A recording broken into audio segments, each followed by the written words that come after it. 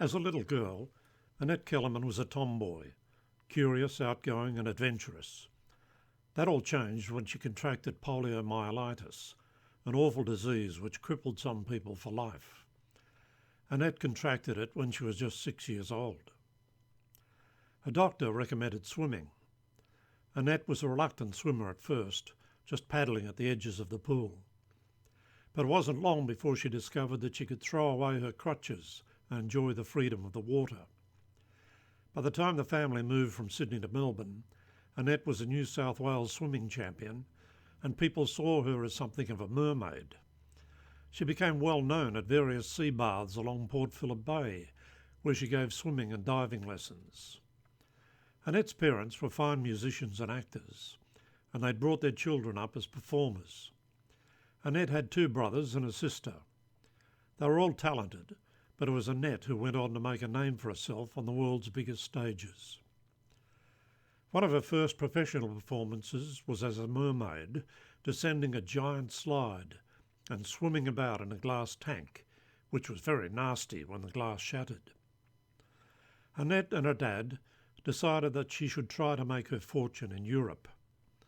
She attracted attention by swimming the marathon distance of 42 kilometres along the Thames and coming fourth of 17 in a men's race along the Seine. But the big one was her attempt to swim the English Channel in 1906, for which she was sponsored by Vaudeville cocoa. The combination of waves and cocoa was disastrous. Oh, bleh! It was another 17 years before a woman made the crossing. All the publicity that Annette gained in England led to an invitation to perform in America. There was more publicity when she appeared on a Boston beach. Women were expected to be modestly dressed at the beach, but Annette appeared in a swimming costume in which she could actually swim. Annette was soon a star of live entertainment, which was called Vaudeville, and she was making good money. She bought herself a car, and the speeding tickets and court cases which followed were more great publicity.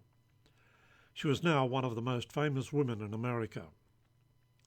Movies came next. Annette wrote her own film story, which included, naturally enough, plenty of swimming and daredevil acts, all of which she did herself. That's her diving from a high tower to escape the bad guys. Annette was one of the biggest stars of the movies in the 1920s. She was always keen on fitness, and many women took up exercise for the first time following her example. She lectured to thousands of women, telling them to throw away their corsets and get active. Her books on fitness for women were bestsellers. The films in which Annette starred included many girls as mermaids performing synchronised swimming. So, when a film was made of her life, starring Esther Williams, that was a spectacular feature. The title of the film was $1 Million Mermaid. You can read Annette's colourful story in full in Leo Gamble's biography of her, which you can buy online.